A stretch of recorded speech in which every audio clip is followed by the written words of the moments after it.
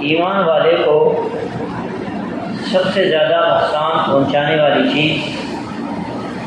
وہ انسان کا نفس ہے۔ جب تک اس انسان کا نفس اس کے کنٹرول میں نہیں ہوتا اس وقت تک یہ آدمی کامیاب نہیں ہو سکتا۔ نفس کی 3 قسمیں ہیں۔ ایک ہے نفس امارہ، دوسرا ہے نفس لوامہ، اور تیسرا ہے نفس مطمئنہ۔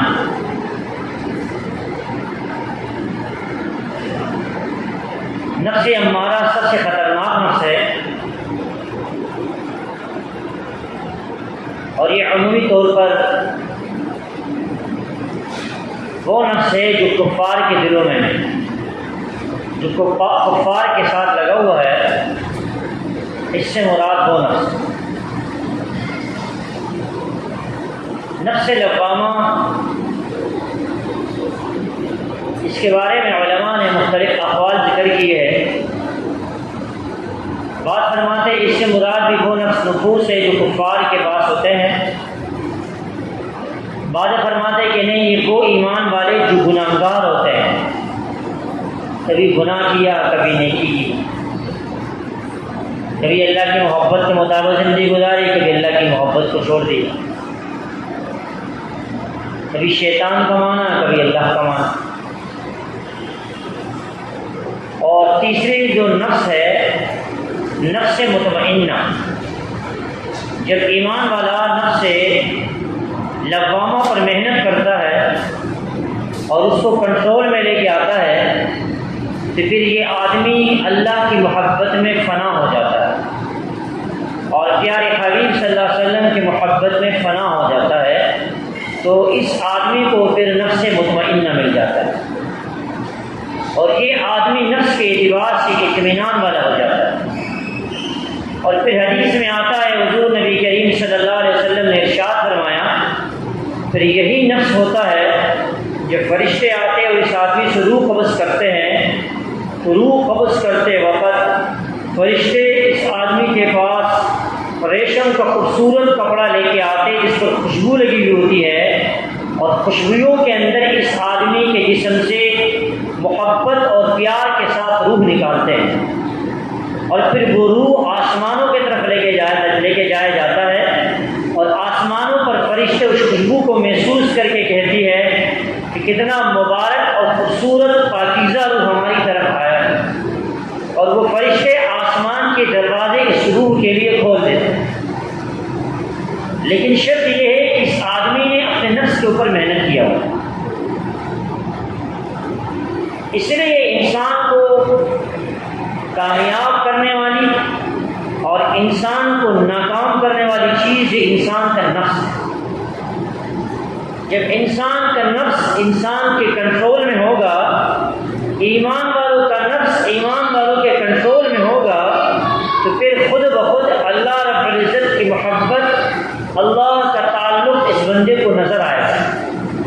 کہ اللہ کی محبت کیا چیز ہے، اللہ کا تعلق کیا چیز ہے، خواہشات کیا چیز ہیں، اور رب کو راضی کرنے والی کیا چیز ہے۔ اس لیے اس نفس جو ہے نا، اس کو خراب کرنے والی چیز وہ شیطان ہے۔ ہمیشہ انسان جب بھی کوئی نیکی کرتا ہے تو بعض وقت انسان کا نفس چاہتے یہ کام کر دو۔ جب انسان کا نفس دیندار ہوتا ہے تو پھر شیطان اس آدمی سے مغلوب ہوتا ہے، اور جب انسان کا نفس بے دین ہوتا ہے تو پھر شیطان کا اس آدمی کے اوپر غلبہ ہوتا ہے۔ حضرت شیخ عبد القادر جیلانی رحمۃ اللہ علیہ کے بارے میں مشہور ہے کہ ایک مرتبہ وہ جنگل میں جا رہے تھے، جاتے جاتے تھک گئے تو ایک درخت کے پاس ٹیک لگایا۔ ٹیک لگانے کے بعد دیکھا کہ اچانک پوری کی پوری جگہ روشن ہو گئی، یہ بڑے حیران ہو گئے۔ اتنے میں خیر سے آواز آیا، اس روشنی کی طرف سے آواز آیا کہ اے شاہ عبد القادر، ہم نے تجھے سارے کے سارے نمازیں معاف کر دیا ہے، تو نے اللہ کی اتنی عبادت کر لی، اتنی عبادت کر لی کہ آج کثرت عبادت کی وجہ سے تجھے اتنی تھکاوٹ ہو گئی، ہمیں تجھ پر ترس آیا اور میں آپ کا رب بول رہا ہوں، میں نے آپ کی ساری نمازیں آپ کو آج کے بعد معاف کر دی۔ اس لیے انسان کا جو نفس ہے نا، یہ اس وقت تک بن نہیں سکتا جب تک یہ اللہ والوں کے پاس نہ جائے، جب علماء ربانیین کے پاس نہ جائے۔ عالم بھی دو قسم کے ہیں، ایک وہ علماء ہیں جو علماء ربانیین ہیں۔ علماء ربانیین اس وقت بنتے ہیں کہ وہ اپنے نفس پر محنت کرتے ہیں۔ اس طرح تو ہر ایمان والا اللہ والا ہے، ہر ایمان والا اللہ والا ہے۔ ایک عالم نے مثال دی ہے، فرمایا ہر ایمان والا اللہ والا ہے، لیکن ہر ایمان والے میں اور جو لوگ اللہ والوں کے صحبت یافتہ ہوتے ہیں، علماء ربانیین کے صحبت یافتہ ہوتے ہیں، فرمایا ان دونوں کے اندر فرق ہے، ان دونوں کی ولایت میں فرق ہے۔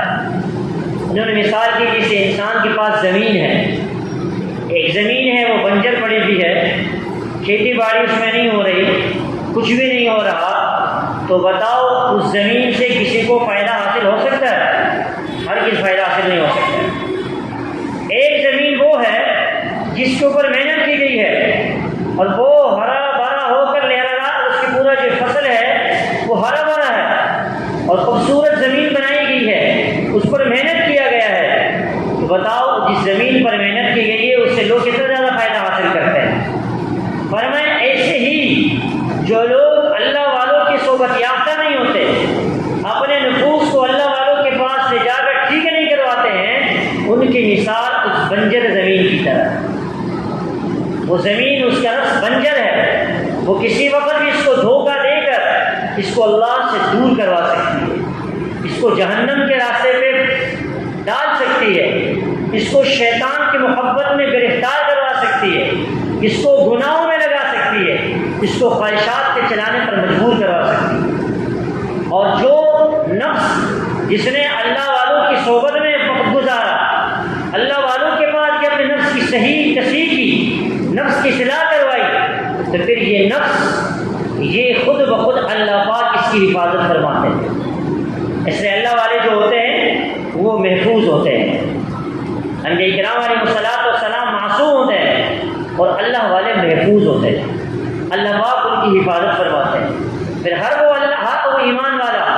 جس نے اپنے نفس سے علاج کیا ہوتا ہے، اللہ پاک پھر اس کی حفاظت فرماتے ہیں۔ گناہ کے وقت اللہ کی مدد اس کے ساتھ اسے شامل حال ہو جاتی ہے کہ پھر خود بخود ان کا دل گناہوں سے دور ہو جاتا ہے، دل کے اندر گناہوں کی نفرت آ جاتی ہے، نفس اس کے کنٹرول میں آ جاتا ہے۔ تو خیر شیخ عبد القادر جیلانی رحمۃ اللہ علیہ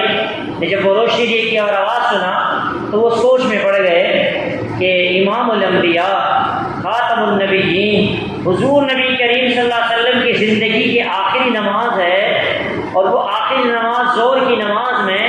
صحابہ کرام کے ساتھ مسجد میں جا رہے ہیں، سخت بیمار ہیں، اور سخت بیماری کے باوجود کہ آپ صلی اللہ علیہ وسلم چلنے پر بھی قادر نہیں ہیں، پاؤں جو ہے وہ لٹکتے ہوئے جا رہے ہیں، گھسیٹتے ہوئے جا رہے ہیں، پھر بھی حضور نبی کریم صلی اللہ علیہ وسلم نے نماز کو نہیں چھوڑا، تو میں کون ہوتا ہوں کہ مجھے نماز معاف کر دیا جائے؟ تو فوراً جواب میں کہا، اے شیطان، تو شیطان ہے اور مجھے گمراہ کرنا چاہتا ہے، جب امام الانبیاء کو نمازیں معاف نہیں ہیں تو میں کو نہ بچ کہ مجھے نمازیں معاف ہو جائے۔ کہ جب وہ روشنی اندھیرے میں بدل گئی، وہ روشنی اندھیرے میں بدل گئی۔ دیکھو اللہ والوں، اللہ پاک پھر چیزیں دکھاتے ہیں، جو اپنے نفس پر محنت کرتے ہیں پھر اللہ پاک شیطان سے اسی حفاظت فرماتے ہیں۔ وہ ایک آدمی تھے نا، ایک اللہ والے کے مرید تھے، وہ روزانہ اپنے شیخ کے پاس آتے، کافی عرصہ گزر گیا، کچھ عرصے کے بعد اپنے شیخ سے کہا، حضرت آپ کو تو پتہ نہیں ہے، مجھے کئی عرصے سے رات کو میں خواب دیکھتا ہوں اور میں خواب کے اندر جنت دیکھتا ہوں، روزانہ میں خواب دیکھتا ہوں، اس کے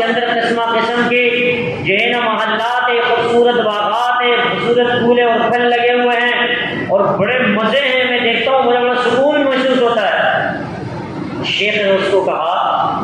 آئندہ جب ایسا خواب دیکھو تو فوراً کہو لا حول ولا قوت الا باللہ۔ وہ مرید کے دل کے اندر اپنے شیخ کے بارے میں نفرت پیدا ہو گئی۔ لا حول ولا قوت الا باللہ انسان اس صورت میں کہتا ہے جب کوئی بری چیز دیکھے۔ میں جنت کے محلات دیکھ رہا ہوں اور مجھے کہے کہ جب آئندہ ایسا خواب دیکھو تو خواب میں فوراً کہو لا حول ولا قوت الا باللہ۔ یہ نعرہ تو کے چلے گئے۔ جانے کے بعد تو دوبارہ رات کو خواب دیکھ رہے، خواب میں دیکھ رہے کہ پھر وہ جنت کے مناظر ہیں اور خوبصورت باغات ہیں، پھل پھول اور چیزیں مختلف قسم کے درخت لگے ہوئے ہیں، یہ بڑے خوش ہیں۔ اپنے شیخ کا وہ قول یاد آ گیا کہ شیخ نے فرمایا تھا کہ لا حول ولا قوت الا باللہ پڑھ لیں، چلو پڑھ لیتا ہوں، اگر شیخ کی بات مان لی تو کیا ہوگا، کیا ہوتا ہے۔ اس وجہ سے کہا لا حول ولا قوت الا باللہ، وہ سارا کا سارا نقشہ جہنم میں بدل گیا۔ صبح دوڑتے ہوئے اپنے شیخ کے پاس آیا، حضرت میں تو آپ سے متنفر ہو گیا تھا، لیکن جب آپ کے پاس آپ نے جو عمل بتایا، میں نے رات کو دوبارہ جب وہ خواب دیکھا مجھے دوبارہ وہی چیز محسوس ہونے لگی، تو میں نے جب آپ کو بقول میں آپ نے جو بتایا تھا وظیفہ لا حول ولا قوت الا باللہ، جیسے میں نے وہ کیا وہ سارا کا سارا ماحول تو آگ میں اور جہنم میں بدل گیا۔ شیخ نے جواب ارشاد فرمایا یہ اصل میں شیطان تھا جو تجھے دھوکہ دے رہا تھا اور تجھے کہہ رہا تھا کہ تو بہت بڑا ولی اللہ بن گیا ہے، اب تو پکا جنتی بن گیا ہے، اب تجھے نیک اعمال کرنے کی کیا ضرورت ہے، تو خود بہت بڑا اللہ والا بن گئے ہو۔ تو میرے دل میں بات آ گئی کہ شیطان تجھے دھوکہ دے رہا ہے، اس سے میں نے کہا کہ اب لا حول ولا قوت الا باللہ۔ تو اس لیے جو آدمی اپنے نفس کے اوپر اپنے نفس کو جا کے اللہ والوں کے حوالے کرتے ہیں اور اپنے نفس کے اوپر محنت کرتے ہیں تو پھر اللہ رب العزت اس آدمی کی نفس اور شیطان سے حفاظت فرماتے ہیں۔ شیخ عبد القادر جیلانی رحمۃ اللہ فرماتے جب میں نے یہ بات کہی اب شیطان نے نہیں چھوڑا، شیطان نے دوسرا بار کیا کیا، اوہو شیخ عبد القادر تجھے تو تیرے علم نے بچا لیا، تجھے تیرے علم نے مجھ سے بچا لیا۔ اس نے فوراً جواب میں سوچا اور فوراً کہا اے شیطان مردود، مجھے میرے علم نے نہیں بچایا، مجھے میرے اللہ کے فضل نے بچایا۔ آج ہم بھی ہوتے ہیں نا، ہمارے پاس تو کوئی چیز آ جاتی ہے، ہم نفس کے اتنے تابع ہیں، آج اگر ہمارے پاس کوئی رات کی چیز آ جاتی ہے ہم کیا کہتے ہیں، میں نے بہت محنت کی، کئی سالوں کے بعد میرے پاس اتنا خوبصورت مکان آ گیا، میں نے بڑی محنت کی، کئی سالوں کے بعد میں نے اتنی خوبصورت سواری خریدی، میں نے اتنی محنت کی، کئی سالوں کے بعد میرے بیٹے کو یہ چیزیں راحتیں مل گئی، میں نے اپنے بیٹے کی شادی میں اتنا خرچہ کیا ہے، اتنے سالوں کی محنت کے بعد میں نے کیا ہے۔ اور یہی بول انسان کو جہنم کی طرف لے جانے والا ہے۔ بعض علماء نے لکھا ہے یہ ایسا قول ہے گویا کہ یہ آدمی خدائی کا دعویٰ کر بیٹھا ہے، اس لیے اس نے اللہ کے فضل کو نہیں دیکھا، اس نے اللہ کی طرف نہیں دیکھا کہ میرے اللہ نے مجھے سب کچھ دیا ہے۔ عالم نتھانی رحمۃ اللہ نے لکھا ہے اگر ایک آدمی ہو وہ یہ سوچے کہ بھائی یہ تو میں نے اتنی محنت کر کے مجھے حاصل ہوا ہے، اور میں اگر ایک آدمی ہے وہ بیمار ہو گیا اور بیماری اس کو ایسی بیماری لگ گئی کہ وہ کراچی سے علاج کرنے کے لیے لاہور چلا گیا، تو مختلف جگہ کی مثال لے لیں، میں نے یہ مثال دے دی، اب لاہور چلا گیا اور وہیں اس کا علاج مکمل ہو گیا، اس پر کئی لاکھ کا خرچہ آ گیا، ابھی واپس آ گیا، اس نے کہا اتنا اچھا ہو گیا، اتنے سال میں نے محنت کی، اتنے پیسے میں نے کما لیے، اگر پیسے نہ ہوتے ہمارا علاج کیسے ہوتا، شکر ہے میرے پاس اتنے زیادہ پیسے تھے، اتنے زیادہ پیسے میرے پاس آ گئے تھے، میں نے اپنے مریض کا علاج کر لیا۔ یہ قول بہت خطرناک ہے۔ اگر انسان یہ سوچے چلو اگر مان بھی لیا جائے اس کو اتنے پیسے مل گئے اتنے محنت کرنے کے بعد، اگر اللہ پاک تجھے قدرت ہی نہ دیتا،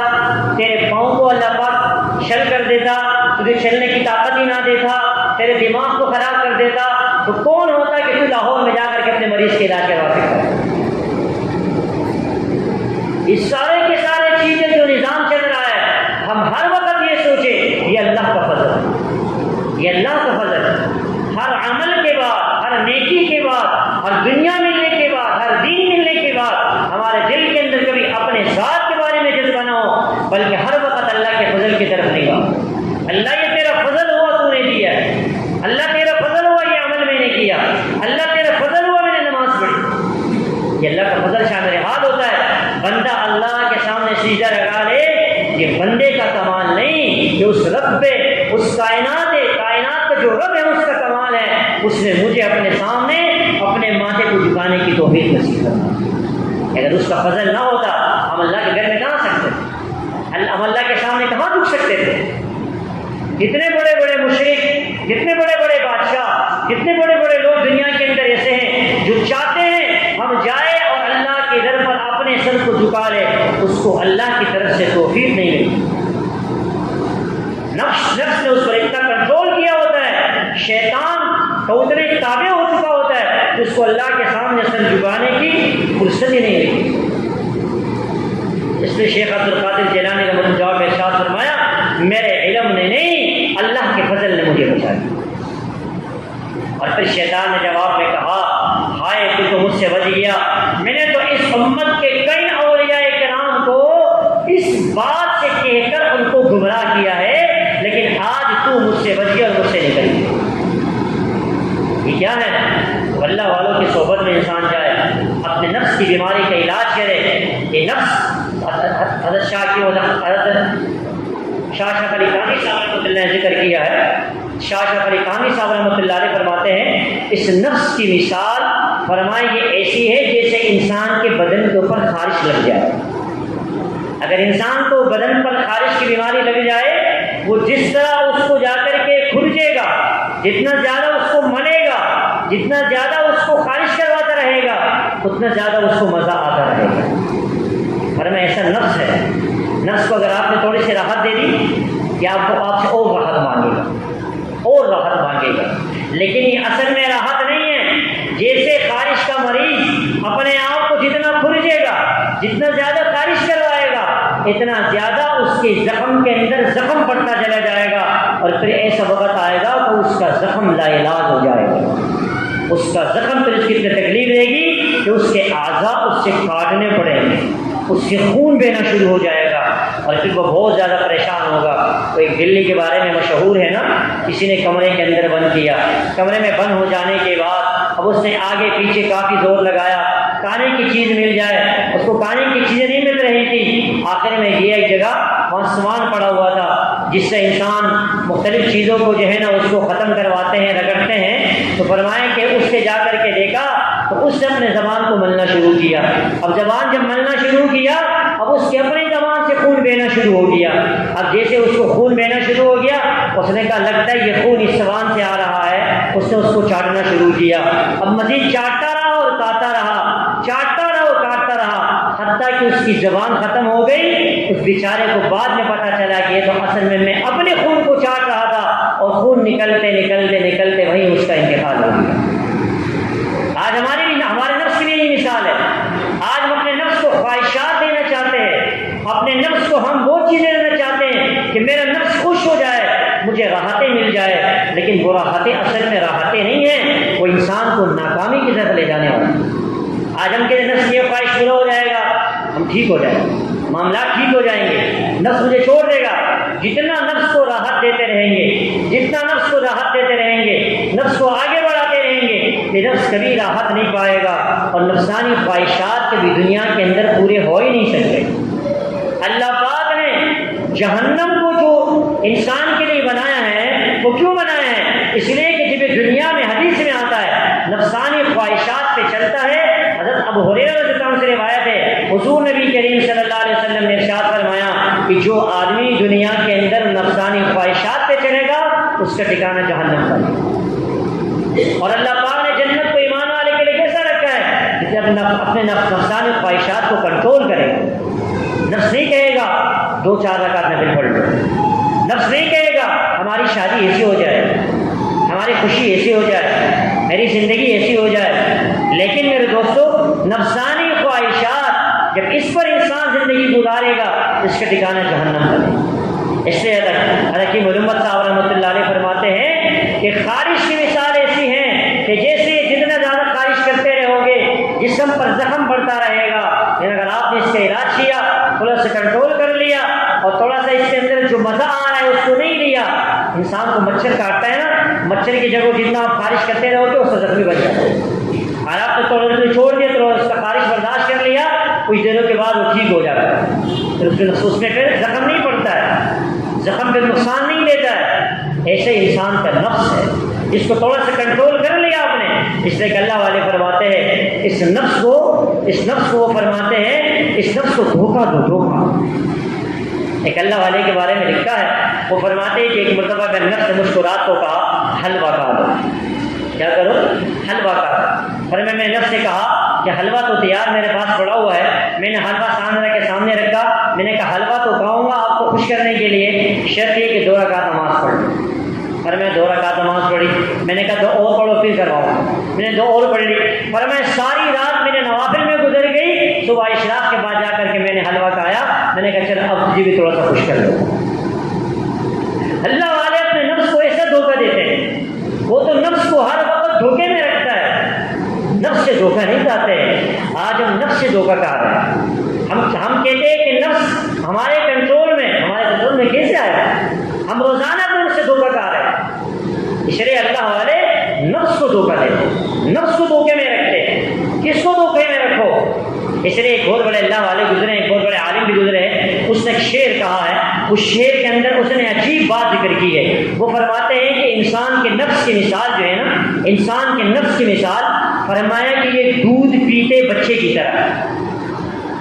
اگر ایک بچہ ہو، وہ ماں کا دودھ پی رہا ہو، اگر اس کے 2 سال کی عمر ہو جائے تو ماں باپ کیا کرتے ہیں بھائی؟ اس کے دودھ کو چھڑواتے ہیں۔ جب دودھ کو چھڑوایا جاتا ہے تو پھر کیا ہوتا ہے؟ بچہ روتا ہے، چلاتا ہے، بے چین ہوتا ہے، کبھی پوری رات تو نیند بھی نہیں کرتا، حتیٰ کہ ماں باپ کی نیند کو بھی خراب کر دیتا ہے۔ لیکن اگر یہی ماں باپ کہے بھائی کوئی بات نہیں ہے، دودھ پی رہا ہے اس وجہ سے رو رہا ہے، دودھ پلاتے رہو، پھر ایسا وقت آئے گا 10 سال کا بھی ہو جائے گا لیکن کسی اور چیز کی طرف نہیں جائے گا، یہ ماں کا دودھ ہی مانگتا رہے گا۔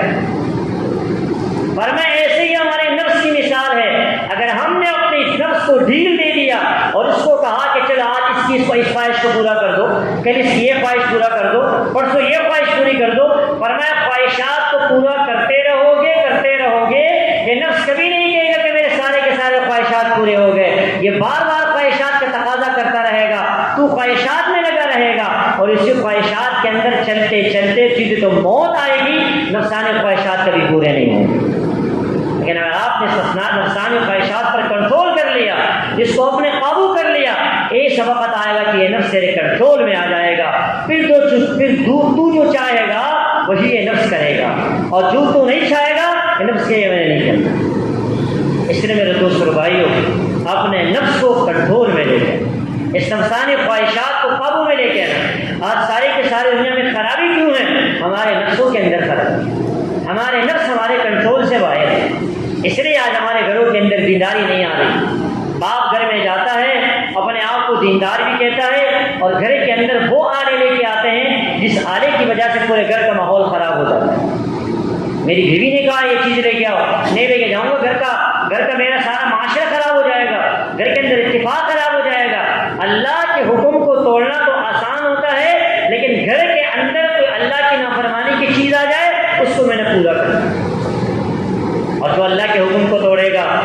اللہ کی نافرمانی کو اپنے اوپر غالب کرے گا، تو بتاؤ اس گھر کے اندر، اس معاشرے کے اندر، ان لوگوں کے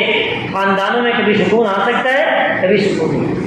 اس لیے تو آج لوگ کہتے ہیں خاندان والوں کو خوش کرنا ہے، آج لوگ کہتے ہیں میں نے اپنے گھر والوں کو خوش کرنا ہے، رشتہ داروں کو خوش کرنا ہے، بھلے میرا اللہ مجھ سے ناراض ہو جائے، اللہ کے احکامات ٹوٹ جائے، شادی میں اللہ کے احکامات ٹوٹ جائے، خوشی کے موقع پر اللہ کے احکامات ٹوٹ جائے، وہ ٹوٹنے تو کوئی بات نہیں ہے، لیکن میرا جو رشتہ دار ہے وہ مجھ سے راضی ہو جائے، لیکن وہ رشتہ دار کبھی راضی نہیں ہوتا، وہ دوست کبھی راضی نہیں ہوتے۔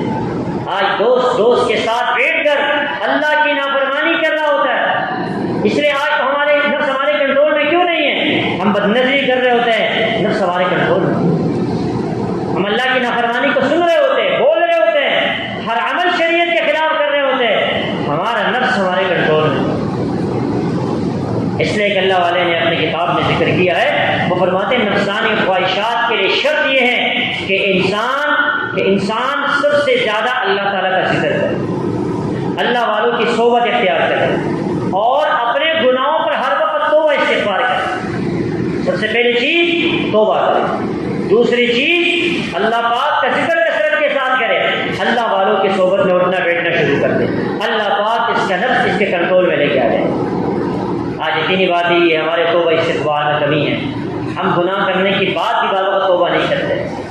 بلکہ ہم اس کے تعبیریں کرتے ہیں، لوگوں کو بتاتے ہیں میں نے اس لیے کیا کہ یہ ناراض نہ ہو جائے، یہ کام نہ ہو جائے، یہ خرابی نہ ہو جائے، اس لیے میں نے یہ کام کیا۔ اس کو نہیں کہتے کہ ہاں واقعی میں نے اللہ کی نافرمانی کی ہے، میں بہت بڑا گنہگار ہوا، اللہ تو مجھے معاف کر۔ اور دوسری چیز کثرت کے ساتھ اللہ کا ذکر۔ آج اللہ کا ذکر کون ہے؟ اللہ کی طرف اللہ کو یاد کرنا کمزور ہو گیا ہے، ہماری زبانوں پر دنیا کی ساری چیزیں اللہ کی یاد، اللہ کی طرف رجوع، اللہ سے تعلق یہ تب بنتا ہے جب بندہ کثرت کے ساتھ اللہ کا ذکر کرتا ہے۔ یہ دل انسان کا کب مطمئن ہوتا ہے، نفس انسان کب مطمئن ہوتا ہے جب یہ اللہ کا ذکر کرتا ہے۔ الا بذکر اللہ تطمئن القلوب، ان کو اطمینان تب پہنچے گا جب کثرت کے ساتھ اللہ کو یاد کریں گے، اللہ سے تعلق بنائیں گے۔ اور تیسری چیز یہی ہے کہ ہم اور آپ جو ہے نا اللہ والوں کی صحبت اختیار کریں۔ جب اللہ والوں کی صحبت اختیار کریں گے انشاءاللہ کثرت کے ساتھ اللہ والوں کے پاس آنا جانا رکھیں گے، پھر انشاءاللہ آپ دیکھیں گے ہمارے نفس خود ہمیں ملامت کرے گا بار بار کہ واقعی تو اللہ کا بہت نافرمان ہے، اللہ سے تعلق بنانے میں دل کی لگ جاؤ، ایسا نہ ہو کہ موت آ جائے اور تو اللہ کا باقی بنا ہوا ہو، اللہ کے سامنے پیشی ہوگی، اللہ کو کیا جواب۔ اللہ تعالی ہم سب کو اپنے جو ہمارے نفوس ہے اللہ پاک ان کی اصلاح فرمائیں، اور اللہ رب العزت ہمارے نفس کو نفس مطمئنہ والی صفات سے اللہ پاک اس کو مزین فرمائیں، نفس امارہ نفس لوامہ سے اللہ پاک ہم سب کی حفاظت فرمائیں۔ اللہ پاک پورے معاشرے کے اندر جتنے بھی نفوس ہے اللہ پاک سب کی اصلاح فرمائیں، اور خاص طور اللہ پاک ہم سب کو اپنے نفوس کی اور اپنے ذات کی اللہ پاک ہم سب کو اصلاح کرنے کی اللہ پاک ہم سب کو توفیق نصیب فرمائیں۔ آمین آمین وآخر دعوانا الحمدللہ رب العالمین۔ جیسے آپ حضرات کے علم میں ہے الحمدللہ